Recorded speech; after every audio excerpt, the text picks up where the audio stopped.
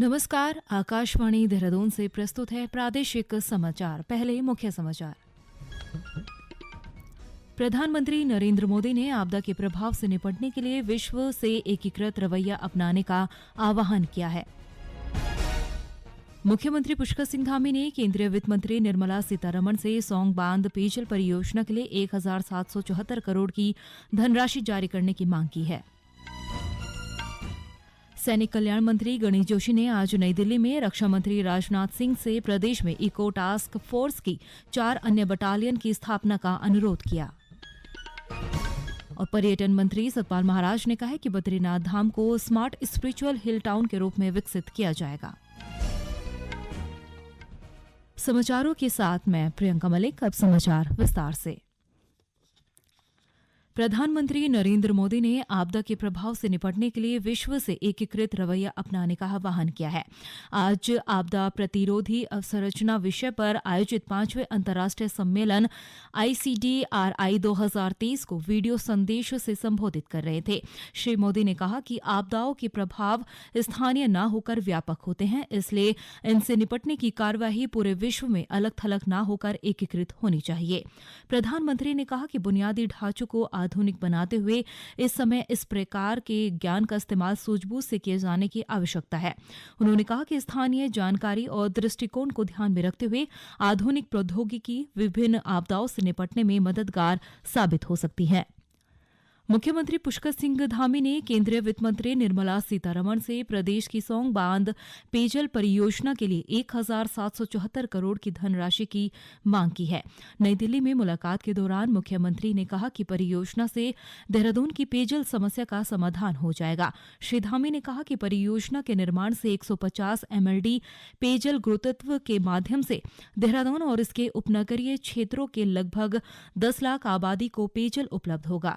इस बीच मुख्यमंत्री ने केंद्रीय रेल मंत्री अश्वनी वैष्णव से टनकपुर देहरादून के मध्य एक जन शताब्दी रेल सेवा और दिल्ली रामनगर के मध्य शताब्दी एक्सप्रेस रेल सेवा संचालित करने का आग्रह किया।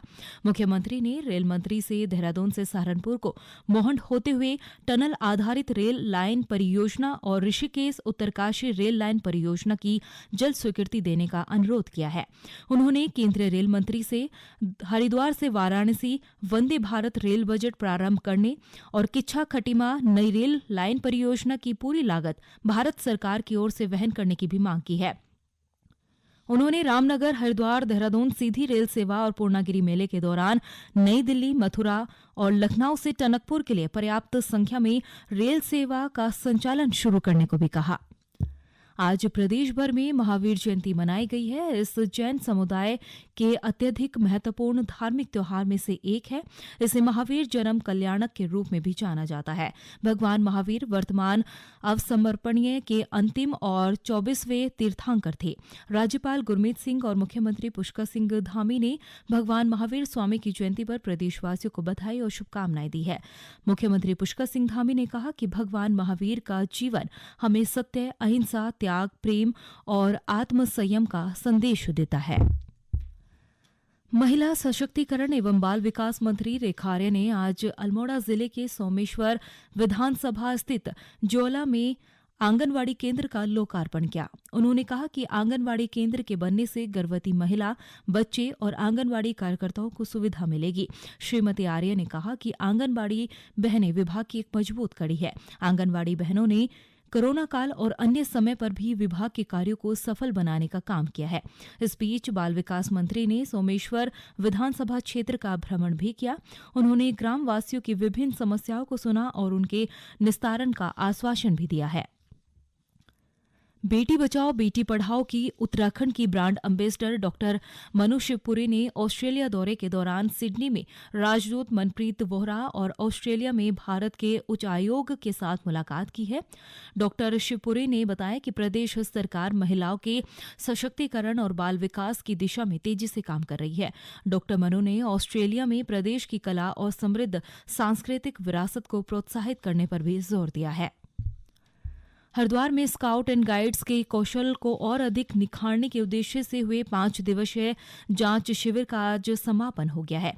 इस अवसर पर विद्यापीठ की संरक्षिका श्रद्धा शैल दीदी ने कहा कि बाल अवस्था जीवन का महत्वपूर्ण समय होता है, जिसमें शारीरिक तथा मानसिक विकास में स्थिरता आती है। मानसिक विकास की स्थिरता शारीरिक और मानसिक शक्तियों को दृढ़ता प्रदान करती है। उन्होंने बताया कि शिविर में अनेक विषय विशेषज्ञों ने मार्गदर्शन के साथ ही आग जलाना, कम से कम साधन में भोजन बनाना, लाठी व रस्सी से तंबू का निर्माण करना, कैंप फायर जैसे कई अन्य चीजों का प्रशिक्षण दिया है। ये समाचार आप आकाशवाणी के देहरादून केंद्र से सुन रहे हैं। सैनिक कल्याण मंत्री गणेश जोशी ने आज नई दिल्ली में रक्षा मंत्री राजनाथ सिंह से मुलाकात कर प्रदेश में इको टास्क फोर्स की 4 अन्य बटालियन की स्थापना का आग्रह किया है। इस मौके पर उन्होंने सैन्य धाम के लिए भारतीय वायुसेना के IEG-23 विमान और एक भारतीय नौसेना के पोत का मॉडल और एक आर्टिलरी गन सैनिक कल्याण विभाग को देने की मांग की है। इस बीच सैनिक कल्याण मंत्री ने भारतीय सशस्त्र सेनाओं के रक्षा प्रमुख जनरल अनिल चौहान से देहरादून के सेना अस्पताल में कार्डियो सुविधा उपलब्ध कराने का अनुरोध किया। साथ ही उन्होंने सेना के प्रथम सेना प्रमुख स्वर्गीय जनरल विपिन रावत की स्मृति में निर्मित स्मारक के लोकार्पण के अवसर पर आमंत्रित भी किया है। इससे पूर्व कृषि मंत्री ने केंद्रीय सड़क परिवहन और राजमार्ग मंत्री नितिन गडकरी से देहरादून से किमाड़ी मोटर मार्ग का चौड़ीकरण और सुधारीकरण करने की भी मांग की है। केंद्रीय मंत्री ने मामले में जल्द ही कार्यवाही का आश्वासन दिया है। और अब सुनिए आकाशवाणी के लोकप्रिय कार्यक्रम प्रधानमंत्री की मन की बात पर आधारित विशेष श्रृंखला। आज की कड़ी का विषय है जन औषधि योजना।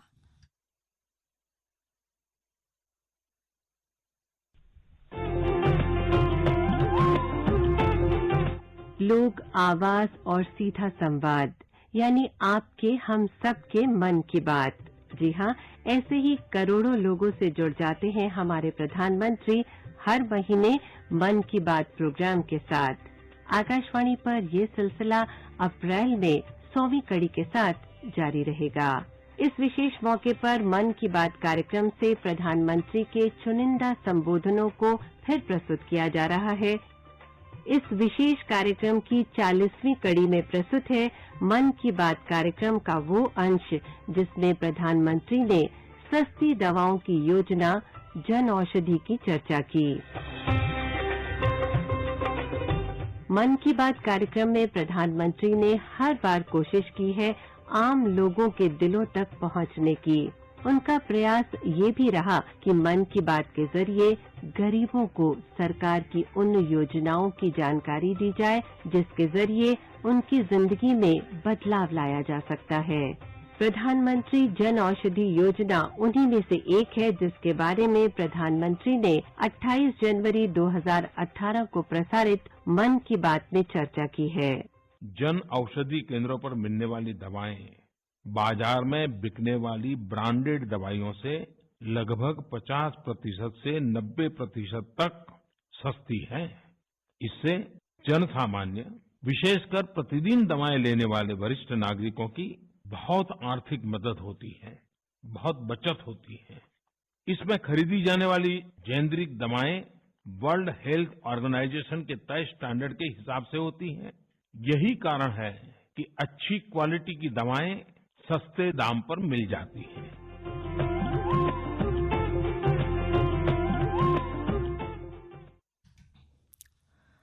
पर्यटन मंत्री सतपाल महाराज ने कहा है कि बद्रीनाथ धाम को एक स्मार्ट स्पिरिचुअल हिल टाउन के रूप में विकसित किए जाने के लिए सरकार चरणबद्ध रूप से कार्य कर रही है। उन्होंने कहा कि चारधाम यात्रा और पर्यटन के विकास के लिए कनेक्टिविटी महत्वपूर्ण है। चारधाम ऑल वेदर रोड और ऋषिकेश कर्णप्रयाग रेल परियोजना पर काम जोरों पर चल रहा है। श्री महाराज ने बताया कि प्रदेश में 22 अप्रैल से चारधाम यात्रा शुरू होने जा रही है और अब तक केदारनाथ, बद्रीनाथ, यमुनोत्री और गंगोत्री धाम के लिए कुल 9,68,951 यात्री अपना पंजीकरण करवा चुके हैं। वहीं GMVN गेस्ट हाउसों की बुकिंग के तहत अभी तक कुल 7,41,77,668 रुपए की बुकिंग की जा चुकी है। कुमाऊं मंडल के बागेश्वर जिले में दोपहर बाद मूसलाधार बारिश हुई है। वहीं ग्रामीण क्षेत्रों में ओलावृष्टि से फसलों को भारी नुकसान पहुंचने की खबर है। गढ़वाल मंडल के उत्तरकाशी जिले में यमुनोत्री धाम समेत आसपास की ऊंचाई वाले क्षेत्रों में बर्फबारी भी हुई है, जबकि देहरादून जिले में स्थित मसूरी में सुबह सर्द हवाओं से लोगों को जूझना पड़ा है। मौसम विभाग ने राज्य के पर्वतीय और मैदानी क्षेत्रों में बारिश और ओलावृष्टि की संभावना जताई है। और अंत में मुख्य समाचार एक बार फिर। प्रधानमंत्री नरेंद्र मोदी ने आपदा के प्रभाव से निपटने के लिए विश्व में एकीकृत रवैया अपनाने का आह्वान किया। मुख्यमंत्री पुष्कर सिंह धामी ने केंद्रीय वित्त मंत्री निर्मला सीतारमण से सौंग बांध पेयजल परियोजना के लिए 1774 करोड़ की धनराशि की मांग की है। सैनिक कल्याण मंत्री गणेश जोशी ने आज नई दिल्ली में रक्षा मंत्री राजनाथ सिंह से प्रदेश में इको टास्क फोर्स की 4 अन्य बटालियन की स्थापना का अनुरोध किया है। और पर्यटन मंत्री सतपाल महाराज ने कहा है कि बद्रीनाथ धाम को स्मार्ट स्पिरिचुअल हिल टाउन के रूप में विकसित किया जाएगा। इसके साथ ही समाचार प्रादेशिक का ये बुलेटिन समाप्त हुआ। नमस्कार।